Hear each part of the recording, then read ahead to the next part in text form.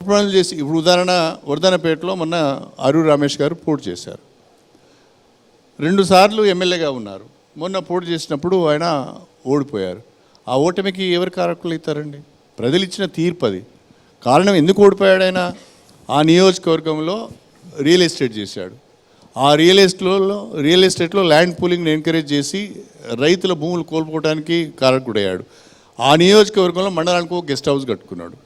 ఇది ప్రజల దృష్టిలో పడ్డది.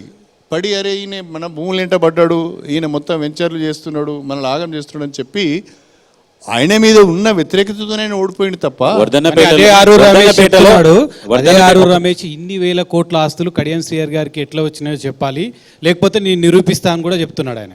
నేను అరూర్ రమేష్ గారికి ఎన్టీవీ సాక్షిగా వెల్కమ్ చెప్తున్నా.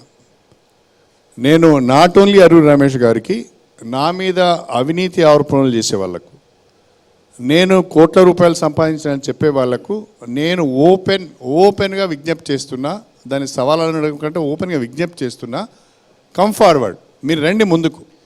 నా మీద ఉన్న ఆరోపణలు కానీ నేను సంపాదించిన ఆస్తుల వివరాలు కనుక మీరు ప్రజల ముందు పెడితే, నేను కాంట్రాక్టులు చేసి, వ్యాపారాలు చేసి, భూ కబ్జాలు చేసి, రౌడిజం చేసి, సెటిల్మెంట్లు చేసి, నేను ఆస్తులు కూడబెట్టుకున్నట్టుగా మీ దగ్గర సాక్ష్యాలు ఉంటే చెప్పండి. వాటికి నేను తల వంచి, అవి నిజంగా కూడా నిజమైతే వాటన్నిటికీ తల వంచి మా అమ్మాయిని నేను పోటీ నుంచి విరమింపజేస్తాను. నేను ఎమ్మెల్యే పదవి కూడా రాజీనామా చేస్తాను. ఇంతకంటే ఓపెన్ ఛాలెంజ్ ఇంకోటి ఉండదు.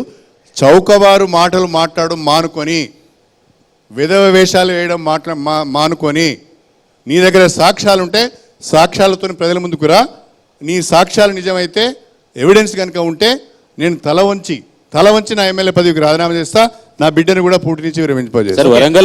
అంతకంటే ఛాలెంజ్ ఇంకేముండదు. చేతనైతే దానికి ముందు ప్రిపేర్ రమ్మని చెప్పండి. అదే ఆరూర్ రమేష్ గారు ఒకప్పుడు మీ దగ్గర కాంట్రాక్టర్, ఆయన ఇప్పుడు అవినీతి చేశాడు, లేకుంటే ల్యాండ్ సెటిల్మెంట్లు చేశాడు, రియల్ ఎస్టేట్ వ్యాపారం చేశాడని చెప్పుకుంటున్నా. మీరే ఆయనను మొక్కగా ఉన్నప్పుడు పెంచి పోషించారు. ఆయన అట్లా తయారు కావడానికి కడియం శ్రీహరి కూడా కారణం కదా? బాగుందండి మీ ముచ్చట. మీరు అడిగే ప్రశ్న ఒక మొక్కకు నీళ్లు పోస్తామండి, ఒక మొక్కకు నీళ్లు పోసి పెంచుతాము. అంటే మంచి మొక్కకు పోసారా, లేకపోతే పిచ్చి మొక్కకు పోసారా, లేదా హానికరమైన మొక్క? ఎవరైనా ఒక మంచి మొక్కనే పెంచుతామండి. అది పెరిగిన తర్వాత ఏమైతుంది? మీ దగ్గర ఎక్కువ సంపాదించుకొని ఉండొచ్చు కదా ఆయన. సార్, వరంగల్ ఎన్నికలు ఆరూరి రమేష్ కి కడియం శ్రీహరికి మధ్య ఉన్న వైరం మధ్యనే జరుగుతుందా? మీ ఆరోపణలన్నీ మీ చుట్టూ ఆయన చుట్టూ మీరే తిప్పుతారు. ప్రజలకు సంబంధించిన ఇష్యూస్ కానీ ఇప్పుడు ఇలాంటివన్నీ ఎందుకు? ఎవరైనా నా పైన ఆరోపణలు చేస్తే నేను వివరణ మాత్రమే ఇస్తున్నాను. నా మీద చేసిన ఆరోపణలకు నేను ఇప్పుడు ఓపెన్ ఛాలెంజ్ ఒకటి ఎన్టీవీ సాక్షిగా చేశాను. ఎవరి దగ్గర ఏ రకమైన ఆధారం ఉన్నా మీరు బయట పెట్టండి, నా ఆస్తుల వివరాలు వెల్లడించండి. తప్పకుండా గడువు ఏమైనా ఇస్తారా సార్? ఎప్పటి వరకు రావాలి ఏంటని? ఎప్పుడైనా రండి. ఇప్పుడు ఎన్నికల సమయం అండి, ఇది బెస్ట్ సీజన్ వాళ్ళకు, ఇది బెస్ట్ టైం. కడియం శ్రీహరి గారికి ఇక్కడ ఇన్ని ఆస్తులు ఉన్నాయి, ఇక్కడ ఇన్ని భూములు ఉన్నాయి, ఇక్కడ ఇది ఉన్నది, ఇక్కడ అది ఉన్నది, ఇక్కడ ఇది ఉన్నదని ఎవిడెన్స్తో రమ్మనండి. ఒట్టిగా మాటలు మాట్లాడడం కాదు. సార్, వరంగల్లో ఒక తేదీ ఫిక్స్ చేసి, టైం ఫిక్స్ చేసి అట్లా ఏమన్నా మీరు ఏమన్నా మీరు చేయండి. మీరే చాయిస్ సార్, మీరు చెప్పండి. నేను చేయను, మీరు చేయండి.